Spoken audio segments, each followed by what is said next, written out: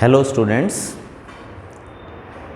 आज के वीडियो में मैं छोटी छोटी जो प्रॉब्लम्स बच्चों ने पूछी हैं चारों कोलिगेटिव प्रॉपर्टीज़ से रिलेटेड उनके बारे में डिस्कशन करूंगा। जिन बच्चों की ये प्रॉब्लम्स हैं उनको तो फ़ायदा होगा ही होगा, बाकी सब बच्चे भी इसको ध्यान से देखेंगे तो उन सबको भी फ़ायदा होगा। हो सकता है वो वहाँ तक ना पहुँचे हों, उनको प्रॉब्लम ना आई हो, लेकिन वो भी उतने ही ध्यान से देखें इन बातों को, इस वीडियो को, क्योंकि ये थोड़ी सी ट्रिकी प्रॉब्लम्स हैं जो बच्चों ने मेरे से डिस्कस की हैं। हो सकता है कोई बच्चा वहाँ तक अभी तक नहीं पहुँचा हो, थोड़े डिफ़िकल्ट प्रॉब्लम्स हैं, लेकिन सब बच्चे इस वीडियो को ध्यान से देखें। एक प्रॉब्लम तो जनरली बच्चों ने मेरे से पूछी है जो ओस्टवाल्ड वैकर्स मेथड से रिलेटेड है, that is related to Ostwald Walker's method which is related to relative lowering in vapour pressure. इस मेथड में होता क्या है कि हम एक ड्राई एयर को पास करते हैं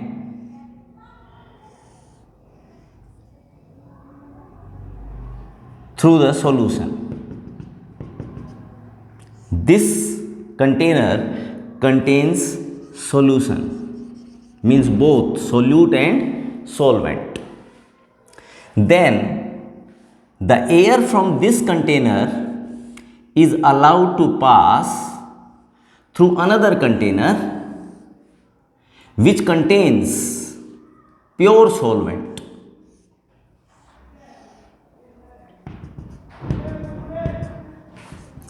Pure solvent.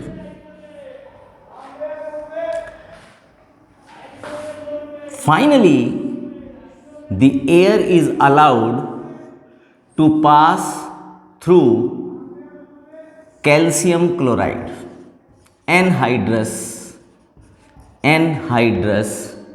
calcium chloride.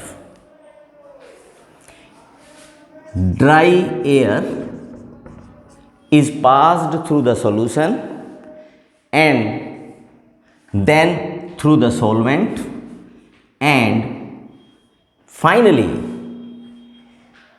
through the anhydrous calcium chloride if the solvent is water, because calcium chloride have a property to absorb water vapors.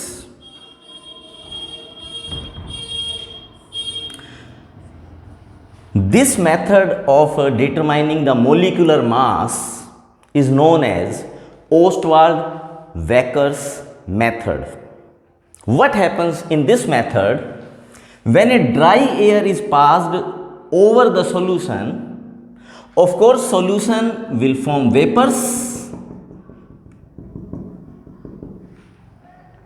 So when dry air is passed above the solution, it will carry some of the vapors with itself, and as a result of which there will be a net loss in solution, because unless until we pass the dry air, both vapors and liquid phase remains in equilibrium. But on passing the dry air, it carries some of the water vapors spatially with themselves, as a result of which solution will have to vaporize further to again establish a equilibrium, as a result of which there will be a net loss in the weight of solution. Loss in the weight of solution, say it is W1, is directly proportional to vapor pressure of the solution. जितने ज़्यादा vapours यहाँ बने हुए होंगे उतने ही ज़्यादा water के vapours को अपने साथ ड्राई एयर लेकर जाएगी. So it correlates the loss in the weight of solution which is W1 and is directly proportional to vapor pressure of the solution. Now when dry air have become somehow humid, when it passes through the solution, but haven't become saturated. It have a tendency to become saturated with water vapors, which it will fulfill when it is passed through the pure solvent. क्योंकि pure solvent ने यहाँ बहुत vapours बना रखे हैं, इसका vapour pressure तो फिर भी उतना नहीं था, क्योंकि सॉल्यूशन का वेपर प्रेशर कम होता है तो उतने वाटर के वेपर्स हवा को यहाँ नहीं मिल पाएंगे जिससे कि वो सैचुरेट हो जाती वाटर के वेपर से। अब वो जो कमी है वो कहाँ पूरा करेगी? हवा जब सॉल्वेंट के ऊपर से पास होगी तो जो वाटर के वेपर्स की में कमी रह गई थी हवा के अंदर वो पूरा करेगी, तो इसके वजन में भी कमी आएगी। Loss in the weight of solvent से it is W2 is directly proportional to. अब ये पॉइंट समझने वाला है कि ये किसके डायरेक्टली प्रोपोर्शनल होगा। अगर ये सॉल्यूशन ना होता, फर्स्ट चैम्बर में सॉल्वेंट ही होता तो हमारी एयर वहीं पर सैचुरेटेड हो चुकी होती, लेकिन अब वो सैचुरेटेड जाकर यहां होगी। इसका मतलब जो वाटर के वेपर्स वो वहां से उठाकर लाना चाहती थी वो वहां नहीं उठा के ला पाई, क्योंकि वहां वेपर प्रेशर उतना नहीं था, वो सॉल्यूशन है। अब वो यहां से उठाएगी। इसका मतलब जो वेपर प्रेशर में कमी आई है, लोअरिंग इन वेपर प्रेशर, वो यहां पूरा करेगी। इसका मतलब loss in the weight of the solvent is directly proportional to P0A minus PS, that is lowering in vapour pressure. ये दो बातें आप याद रखें, बहुत आसान हो जाएगा। अब इसका मतलब relative lowering in vapour pressure अगर मैं फार्मूला अप्लाई करूं तो ये हो जाएगा P0A minus PS divide by P0A। ये तो मेरे पास है P0A minus PS, it is directly proportional to W2, that is loss in the weight of solvent. अब मुझे नीचे चाहिए डिनोमिनेटर के रूप में P0A। अगर मैं इन दोनों को ऐड कर दूं तो क्या होगा? P0A minus PS plus PS, then it becomes P0A. It means it is equal to W2 divided by P0A minus PS, it is equal to W2 plus PS which is equal to W1। अब ये formula बन गया और ये किसके बराबर होगा? N2 divide by N1। N2 is the number of moles of solute, यानी weight of solute divide by molecular mass of solute divided by number of moles of solvent which is equal to weight of solvent divide by molecular mass of solvent. बहुत easily अब हम कर सकते हैं। W2 given है, W1 भी हमें पता है, और ये किसके बराबर होगा? W2 divide by M2 multiply by M1। M1 is the molecular mass of solvent which is 18 in this case because water is acting as a solvent, divide by W1 which is the weight of solvent। W2 given है, W1 भी पता है, W2 और W1 हमें पता है। W2 यहाँ पर क्या है? सॉरी, यहाँ पर W2 ये है loss in the weight of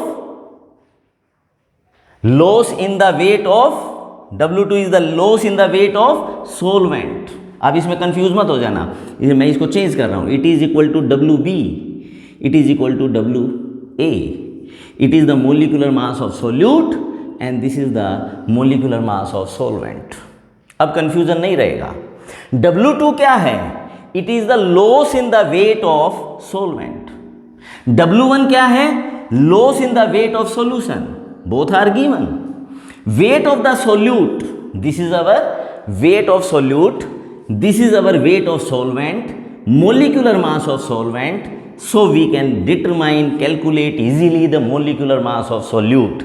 This is known as Ostwald-Wecker's method to determine the molecular mass of solute by using relative lowering in vapor pressure. एक तो ये प्रॉब्लम जनरली कुछ बच्चों ने मेरे से आज डिस्कस की है, कल से लेके आज तक, वो समझ में आ गया होगा।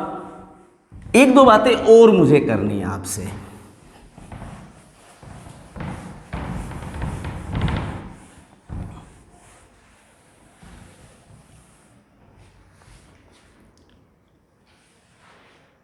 जब हम किसी सॉल्यूशन को एक टेम्परेचर पर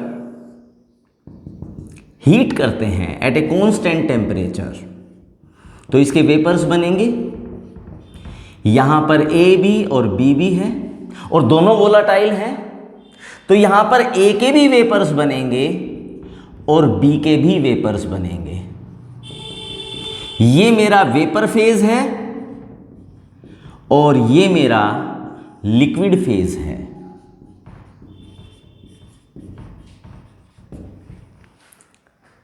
लिक्विड फेज में मोल फ्रैक्शन कितनी होगी? XA, that is mole fraction of A in liquid phase, and XB is the mole fraction of B in liquid phase. अब मैं जो बोलने जा रहा हूं ध्यान से सुने। What do you mean by X dash A? It is also the mole fraction of A, but not in the liquid phase, it is in the vapor phase. X dash A means it is the mole fraction of component A in vapor phase, and likewise X dash B. This is the mole fraction of B in vapor phase. तो इनमें आप confusion में ना रहें। Mole fraction liquid phase में अलग चीज है और मोल फ्रैक्शन वेपर फेज में अलग बात है। अब जब हम मोल फ्रैक्शन निकालते हैं लिक्विड फेज में, वो बहुत इजीली हमें पता है, it is equal to mole number of moles of A divide by number of moles of A and number of moles of B. Solution में मोल फ्रैक्शन निकालनी है, यही तरीका है। It is the ratio, it is the ratio. और solution में हम roots law भी अप्लाई करते हैं, तो वहां पर हम कहते हैं कि P A will be equal to P not A X A. ये सॉल्यूशन के लिए है रूट्स लॉ। ये जो मोल फ्रैक्शन है ये सॉल्यूशन की है, लिक्विड फेज में है। ध्यान से सुने, क्योंकि रूट्स लॉ अप्लाई करता है सॉल्यूशन में, not in the vapour phase. Never never never never apply Roots law in vapor phase or gaseous state. It is only meant for liquid state. तो जब आपको XA निकालना होगा तो आप रूट्स लॉ अप्लाई कर सकते हैं या रेशियो निकाल सकते हैं नंबर ऑफ मोल्स का। खैर वो तो एक जनरल फार्मूला है। अगर मैं कहूं कि X डैश A किसके बराबर होगा तो आप कह सकते हो NA dash NA dash plus NB dash, वो नंबर ऑफ मोल्स। लेकिन वो हमें पता होने चाहिए कि गैसियस स्टेट में A के और B के नंबर ऑफ मोल्स कितने हैं।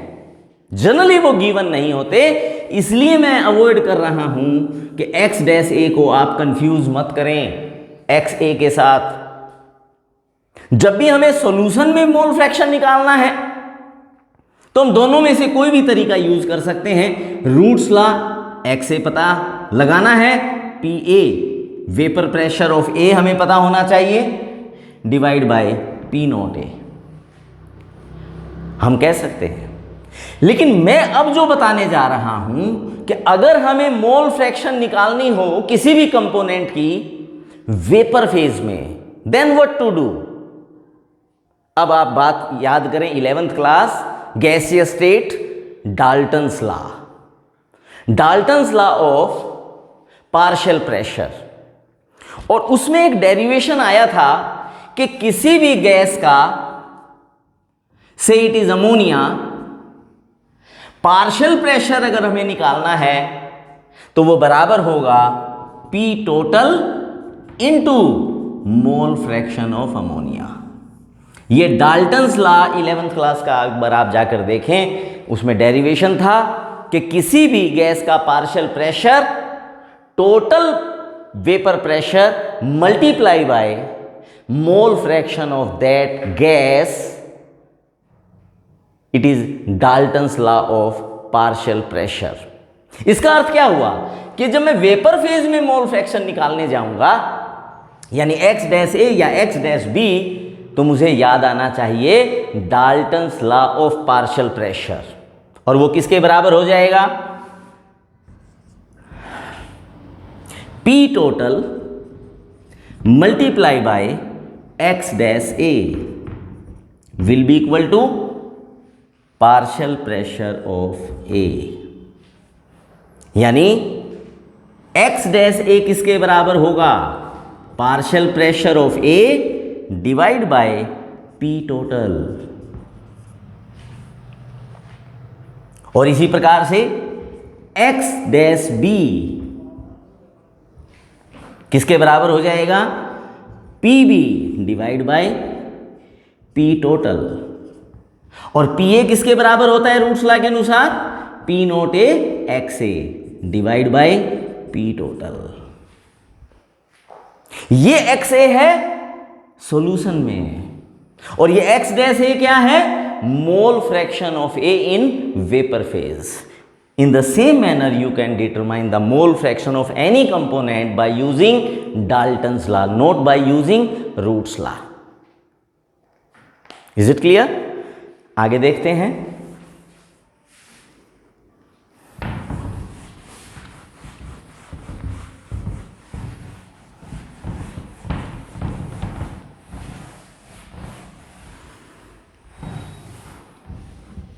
I have some problems. Insulin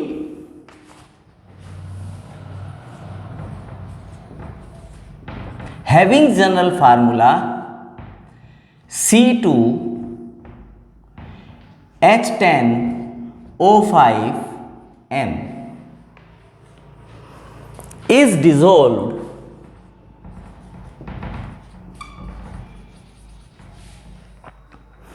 in a suitable solvent.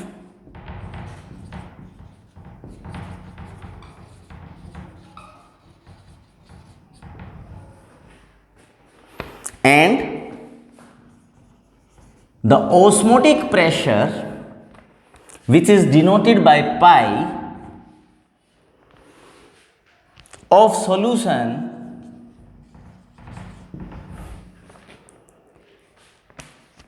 of various concentration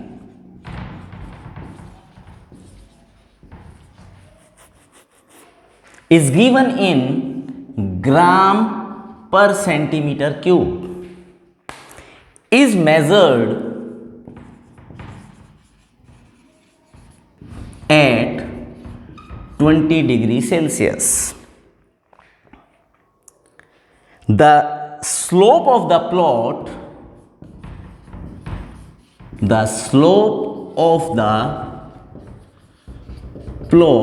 हमने ग्राफ ड्रा किया है of osmotic pressure pi versus C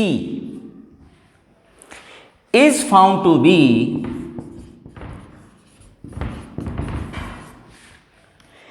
4.65 into 10 to raise power minus 3. Calculate the molecular mass of solute. अब ये मैंने numerical क्यों select किया, क्योंकि ज़्यादातर न्यूमेरिकल्स में ऑस्मोटिक प्रेशर है तो आपको CRT, R आपको पता है टेम्परेचर गिवन होता है, C का मतलब N/V और वैल्यूज रख करके आप मोलिकुलर मास निकाल लेते हैं। लेकिन इस न्यूमेरिकल में कोई ऐसी चीज़ दी हुई नहीं है, यहाँ ग्राफ का जिक्र है कि हम एक प्लॉट किया है, ग्राफ हमने प्लॉट किया है पाई वर्सेस C, और वो ग्राफ का जो स्लोप है, you know the slope is equal to tangent theta, means perpendicular by base, इसकी वैल्यू दी हुई है और उसकी सहायता से हमें मोलिकुलर मास निकालना है। मैथ वाले बच्चे सब जानते हैं, लेकिन बायोलॉजी वाले बच्चों को हो सकता है थोड़ी दिक्कत हो कि जब भी हम कोई प्लॉट या ग्राफ ड्रा करते हैं तो उसका जो स्लोप है लीनियर लाइन इक्वेशन में which is equal to y is equal to mx plus c, और अगर हम x और y के अगेंस्ट ग्राफ प्लॉट करते हैं तो जो m है वो स्लोप होता है और c जो है वो इंटरसेप्ट होता है। जो स्लोप है जो x के साथ मल्टीप्लाई हो रहा है वो टेंजेंट थीटा के बराबर होता है, यानी उसके ऊपर आप एक राइट एंगल ट्राइंगल बनाएं, उसका जो परपेंडिकुलर है divide by base that is equal to tangent theta and is the value of slope. इस स्लोप की वैल्यू यहां दी हुई है और उस स्लोप की सहायता से हमें क्या निकालना है, मोलिकुलर मास। यहां पर हम जानते हैं कि पाई जो होता है, जो ऑस्मोटिक प्रेशर है, वो CRT के बराबर होता है, जहां C जो है वो कंसंट्रेशन है and it must be in mole per litre. अब यहां भी एक ट्रिक दे दिया है, एक छोटी सी चीटिंग की है न्यूमेरिकल बनाने वाले ने कि यहां पर जो कंसंट्रेशन है वो ग्राम पर सेंटीमीटर क्यूब में दे दी है, यानी मैं जो यहां कंसंट्रेशन दी है उसको मोल पर लीटर नहीं, वो दिया है ग्राम पर सेंटीमीटर क्यूब। यानी मैं अगर ये कहूं कि आपके पास 1 सेंटीमीटर क्यूब सॉल्यूशन है तो उसमें कंसंट्रेशन है C डैश, मैं अब ये डैश से लिख रहा हूं क्योंकि ये C तो ऑलरेडी देयर एग्जिस्ट करता है, तो ये ग्राम है और उसको मैं अगर उसके मोलिकुलर मास से डिवाइड कर दूं तो वो मोल्स बन जाएंगे। यानी अब मैं कह सकता हूं यहां पे ये मोल बन गए हैं, लेकिन ये 1 सेंटीमीटर क्यूब में है, मुझे पर लीटर में निकालना है तो 1000 सेंटीमीटर क्यूब में नंबर ऑफ मोल्स कितने हो जाएंगे, मल्टीप्लाई बाय 1000। इसका मतलब कंसंट्रेशन क्या बन गई, pi is equal to C dash into 1000 divide by molecular mass into RT। अब हमने जो ग्राफ प्लॉट करना है वो पाई वर्सेस C करना है, कंसंट्रेशन। तो यहां पर जो C डैश के साथ कंसंट्रेशन के साथ जो मल्टीप्लाई हुआ है वो किसके बराबर होगा, स्लोप के बराबर। आप कहेंगे यहाँ इंटरसेप्ट तो है ही नहीं, this equation is equal to y is equal to mx plus C नहीं है, स्लोप नहीं है यहाँ। इसका मतलब ये ग्राफ ओरिजिन से शुरू होगा, क्योंकि जिसमें इंटरसेप्ट की वैल्यू होती है वो ग्राफ ओरिजिन से नहीं स्टार्ट होता, ओरिजिन के ऊपर से स्टार्ट होता है, जिसका इंटरसेप्ट हम ओरिजिन से वहाँ तक उसका जो इनिशियल पॉइंट होता है उसको इंटरसेप्ट कहते हैं। खैर इस इक्वेशन में इंटरसेप्ट है ही नहीं, इससे ये सिद्ध होता है कि ये ग्राफ बिल्कुल ओरिजिन O से स्टार्ट होगा, यहाँ से स्टार्ट होगा। तो ये इक्वेशन बिल्कुल y इक्वल टू mx की तरह है। तो ये लीनियर लाइन इक्वेशन हुई जिसमें इंटरसेप्ट नहीं है, इसलिए स्लोप किसके बराबर होगा। अब हमने ये वैल्यू निकाल ली है कि slope will be equal to, our slope will be equal to 1000 into RT divide by molecular mass of solute। Slope की वैल्यू हमें दी हुई है, इट इज 4.65 इंटू 10⁻³ यानी स्लोप के स्थान पर मैं लिख सकता हूं 4.65 इंटू 10⁻³ आर की वैल्यू आप जानते हैं, यूनिवर्सल गैस कांस्टेंट है 0.0821 लीटर एटमॉस्फेयर पर केल्विन पर mole and temperature is given, it is 20 degree Celsius. Plus 273 करेंगे 293 आ जाएगा। अब केवल एक चीज अननोन है, that is molecular mass of solute which can be calculated easily. कितना आसान न्यूमेरिकल था, पढ़ने में लग रहा था बहुत डिफिकल्ट होगा। जस्ट हमने एक काम किया है, एक तो कंसंट्रेशन को जो ग्राम पर सेंटीमीटर क्यूब में थी उसको हमने मोलिकुलर मास से डिवाइड किया मोल्स बनाने के लिए, पर लीटर के लिए 1000 से मल्टीप्लाई कर दिया और उसको पुट कर दिया pi is equal to CRT। अब हमने देखा कि पाई और कंसंट्रेशन के बीच में अगर ग्राफ लिया जाए तो स्लोप की वैल्यू क्या होगी, जो कुछ मल्टीप्लाई हो रहा है 1000 RT डिवाइड बाई MB, तो वही मैंने स्लोप के बराबर रख दिया और मोलिकुलर मास निकाल लिया। In this way I can determine the molecular mass of the solute as well.